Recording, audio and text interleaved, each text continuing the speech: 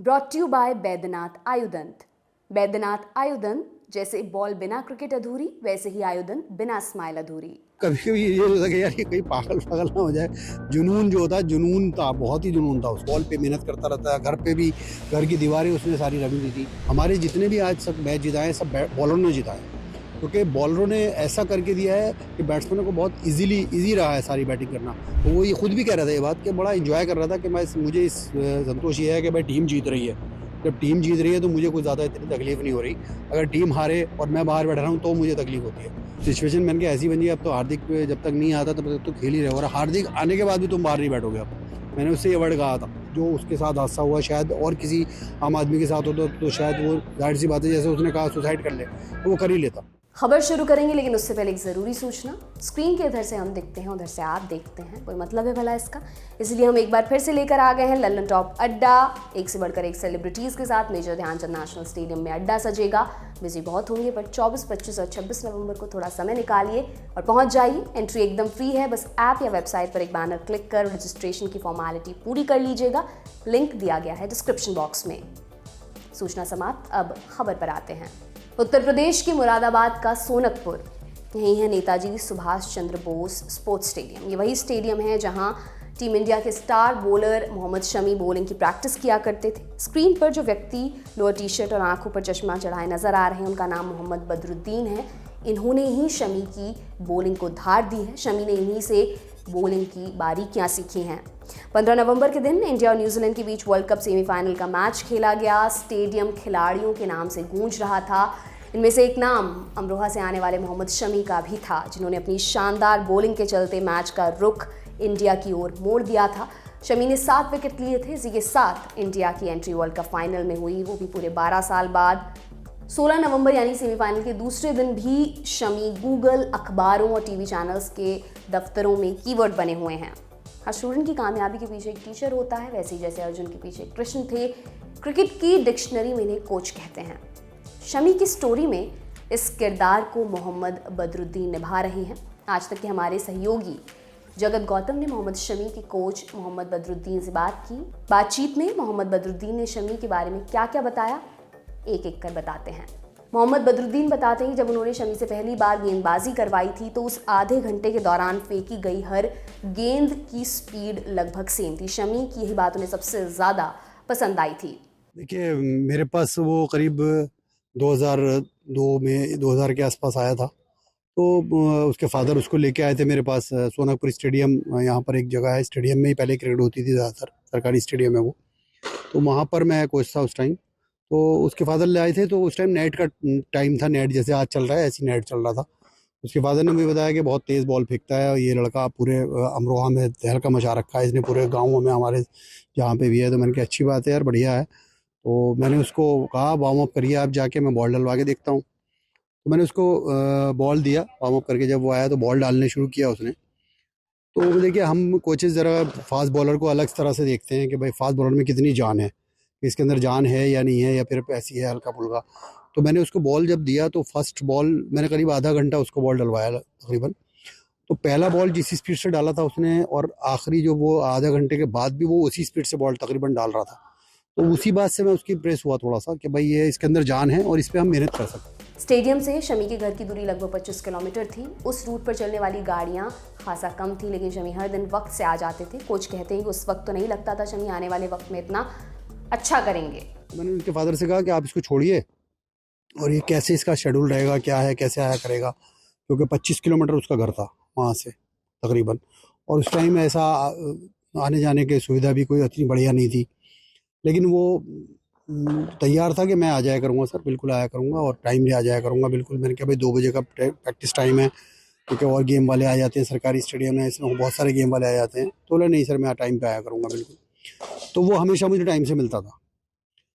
तो मुझे उस टाइम तो नहीं लगता था कि भाई इतना ये ऊपर जाएगा, कुछ ऐसा लड़का होगा। लेकिन जैसे जैसे वो मेरे पास उसने टाइम बिताना शुरू किया, करीब 2-1 महीने ही हुए होंगे, तो वो इतनी मेहनत करता था कि मैं भी परेशान हो जाता था कभी कभी कि यार ये इतना ज़्यादा करता है कि कहीं ऐसा ना हो कि कोई इंजरी हो जाए या कुछ हो जाए। मतलब लगा रहता था। मैंने पूछता भी था उससे कि भाई खाना वाना खाया कुछ, कि खाने के परवाह नहीं, केलों से ही काम चला रहा है, जो अपना खाना घर से लेके आ गया वो कर लिया। मतलब बहुत मेहनत करता था, बेइंतहा मेहनत करता था। तो फिर जब उसने मेहनत करनी शुरू की और हमें लगने लगा कि यार ये बहुत ही ज़्यादा मेहनती है और अच्छा इम्प्रूव कर रहा है, जितना जो जो लड़कों ने दो दो एक एक साल में काम किया था वो उन्हें 2 महीने में करके दिखा दिया था। तो फिर जाहिर सी बात है कि भाई जब ऐसा कोई बच्चा होता है तो फिर कोच का भी ये होता है कि भाई हम भी उसके साथ ज़्यादा लगना शुरू कर दिया हमने भी। तो और वो दिन पे दिन इम्प्रूव करता रहा। मोहम्मद बदरुद्दीन आगे बताते हैं, 16 साल की उम्र में हम शमी को अंडर 19 के ट्रायल के लिए ले गए थे। उसने अच्छी बॉलिंग भी की थी मगर लास्ट राउंड में वो बाहर हो गया। 16 साल के आसपास होगा उस टाइम। तो 19 के ट्रायल पे जब गया था वो, अंडर 19 के ट्रायल पे हम उसे यूपी की लेके गए। उसने ज़बरदस्त बॉल डाला वहाँ पर और बहुत ही मतलब ये लगता था कि बिल्कुल इसका सिलेक्शन हो जाएगा। लेकिन लास्ट राउंड में जो फाइनल राउंड होता है उसमें उसका सिलेक्शन नहीं हो सका।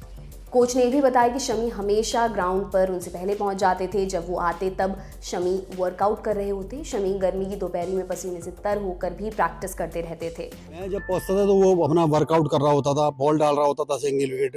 कभी कभी तो ऐसा होता था कि गर्मी में, मई जून की गर्मी होती है, 1-1:30 बजे, वो जब मैं 2 बजे पहुंचता था तो वो डाल रहा होता था बॉल, पसीना पसीना होता था, बनियान उतरा हुआ है, बिल्कुल बस लोअर पहने हुए और वो डाल रहा है बॉल।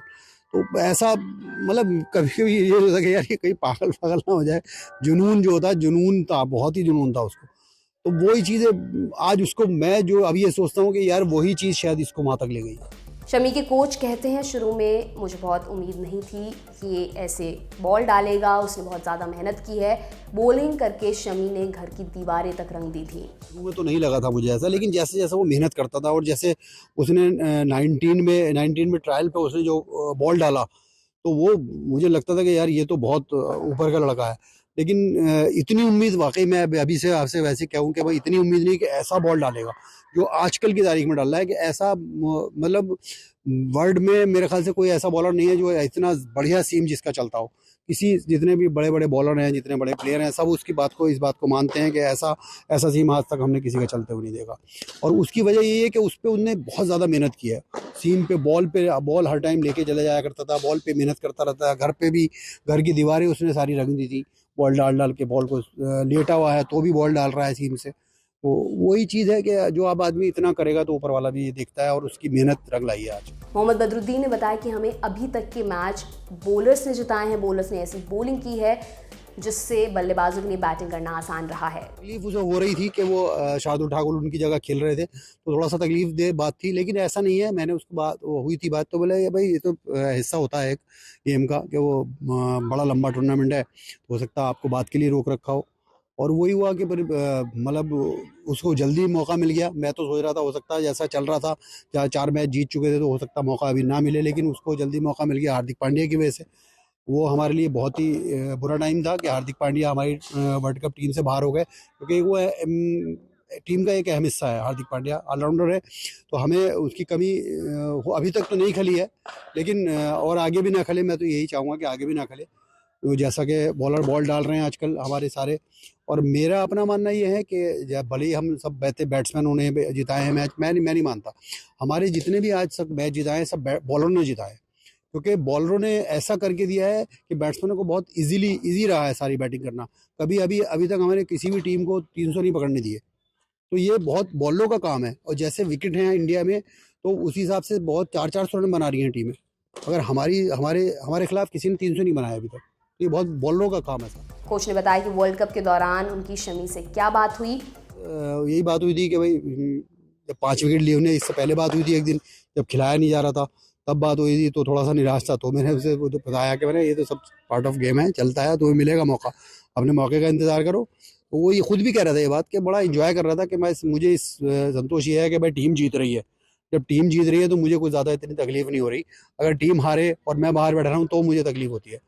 तो उसको फिर बाद में मौका मिला, फिर 5 विकेट लिए, तो मैंने फिर बात की उससे, तो बड़ा खुश था कि भाई आज मज़ा आया, आज बॉल डालने में। कैसा लगा बॉल पूछा उन्होंने, मैंने कहा बहुत अच्छा बॉल डाला। तो मैंने कहा अब आगे मौकों, आगे तुम बाहर नहीं बैठोगे, अब तुम्हें पूरे मैच खेलने हैं। तो बोले लगता तो ऐसा है। तो बोले अब सिचुएशन मैंने कहा ऐसी बन गई, अब तो हार्दिक जब तक नहीं आता तब तक तो खेल ही रहे, और हार्दिक आने के बाद भी तुम बाहर नहीं बैठोगे अब। मैंने उससे ये वर्ड कहा था। तो बोला चलिए वो तो बात की बात है।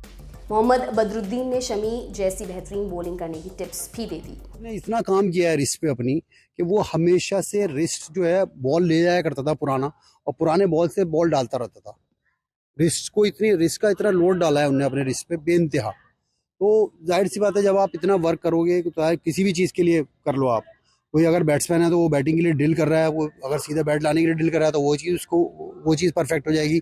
और बॉलर है तो अगर रिस्ट के लिए करने लगे, कोई भी बॉलर अगर उसका आधा भी कर ले, मैं इन बच्चों से सबसे बताता हूँ, ये रिस्ट ड्रिल आप अगर उससे आधी भी कर लो तो आप बॉलर बन जाओगे। फास्ट बॉलर को जिसको रिस्ट चलानी आ गई तो समझ लो वो बैट्समैन को नचाता रहेगा। एक दौर था जब शमी बहुत परेशान थे, कोच ने बताया उस दौरान शमी ने खुद को कैसे संभाला। लाइफ में कभी कभी बहुत सारी चीज़ें बुरी हो जाती हैं, बहुत जिनके बारे में हम कभी सुनना भी नहीं चाहते, वो हो जाता है। लेकिन देखिए स्ट्रॉन्ग आदमी वही है, और ख़ासतौर से स्पोर्ट्समैन जो होता है ना, वो अब इन चीज़ों से उभर सकता है। मैं चाहता हूँ कि और आदमी, उसको अगर 2 साल लगेंगे तो अगर स्पोर्ट्समैन होगा तो वो 6 महीने में उभर जाएगा इन चीज़ों से, क्योंकि उसको ऐसी आदत होती है इस चीज़ की, वो हार्ड वर्क करता है तो सब जाहिर सी बात है आपका मेंटली स्ट्रांग हो जाता है उसी वजह से। तो और वो कुछ ज़्यादा ही मेंटली स्ट्रांग है। मैंने उसको देखा है कि इतना बड़ा जो उसके साथ हादसा हुआ, शायद और किसी आम आदमी के साथ होता तो शायद वो जाहिर सी बात है, जैसे उसने कहा सुसाइड कर ले, तो वो कर ही लेता। लेकिन वो बहुत स्ट्रांग था और उसने जो किया है बहुत कम लोग कर पाएंगे ऐसा। देखिए और जो मैं तो यही कहता हूँ कि वो उस चीज़ से और स्ट्रांग हो गया, उस हादसा से और स्ट्रांग हुआ है। और अब छोटी मोटी जो, जैसे आपने कहा कि वो बाहर बैठे थे तब उनको क्या लग रहा था, तो वो इन चीज़ों को आप फोकस ही नहीं हो जाए, छोटा सी चीज़ लगती है उसके लिए कि ये तो पार्ट ऑफ गेम है, कि कोई बात नहीं, चलता रहता है ऐसा। तो वो बहुत बड़ा हादसा था, लेकिन मैं बहुत ज़्यादा खुश हूँ कि वो उससे बहुत उभर चुका है और अब ज़्यादा बहुत बढ़िया कर रहा है, पहले के मुकाबले और बढ़िया कर रहा है उसके बाद। कोच ने ये भी बताया कि शमी में समय के साथ क्या बदलाव आए हैं। बिल्कुल अभी वैसे ही जैसे शहर पहले था अभी भी ऐसे ही है, बस थोड़ा सा बात ज़्यादा करने लगा है, क्योंकि अब ऐसा लोगों के साथ रहता है, बड़े बात करने लगा है। पहले बहुत झिझकता था बात करते हुए, लेकिन अब वो बात करता है खूब बहुत, क्योंकि जाहिर सी बात है कि इतने साल उसको लगातार खेलते हुए हो गए इंडियन टीम में, और इंडियन टीम के प्लेयर जो हैं सब हंसी मजाक करते हैं आपस में, सब चीज़ चलती है। तो बहुत पहले के मुकाबले बहुत चेंज आ गया उसके अंदर। बस चेंज यही है कि बस वो थोड़ा हंसी मजाक अब करने लगा है, बातचीत भी करने लगा है। बाकी वैसे कोई व्यवहार में उसके मुझे लगता नहीं कोई चेंज आया है, सबसे ऐसे ही मिलना सब कुछ करना, बाकी सब ऐसे ही रहता है। आखिर में कोच ने अपनी शमी से एक डिमांड भी कर दी। सामी से भी यही कहना है कि भाई अब 2 मैचों का 2 स्पेल और चाहिए तुम्हारे, अभी हमें 2 स्पेल चाहिए, और उसके बाद जो है फिर हम वर्ल्ड कप लेके आए यहाँ घर पे, और ये खुशियाँ जो हैं इसमें 4 चांद लग जाए खुशियों में हमारी सबकी। आपके लिए ये तमाम जानकारी लेकर आए थे हमारे साथी रजत। मेरा नाम दिव्यांशी सुमरावे। देखते रहिए दी लल्लन टॉप। बहुत बहुत शुक्रिया। वो जो अब तुम उसके मुख्तार हो तो सुन लो, उसे अच्छा नहीं लगता। मेरी जान के हकदार हो तो सुन लो, उसे अच्छा नहीं लगता।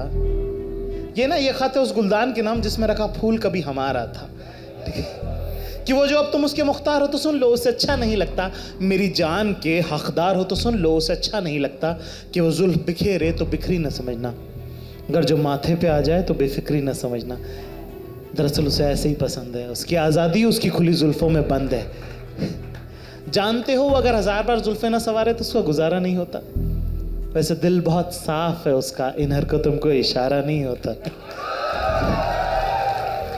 अब इतने शानदार मेहमान होंगे तो माहौल तो जोरदार होगा ही। इस साल कौन कौन से मेहमान आ रहे हैं पूछिए मत, खुद आकर देखिए, या फिर किसी को बुलाना है तो कमेंट बॉक्स में उसका नाम लिखिए। 24, 25 और 26 नवंबर को मेजर ध्यानचंद नेशनल स्टेडियम नई दिल्ली में जम रहा है लल्लन टॉप अड्डा। फ्री में रजिस्ट्रेशन करें वेबसाइट या ऐप पर दिए बैनर पर क्लिक करके।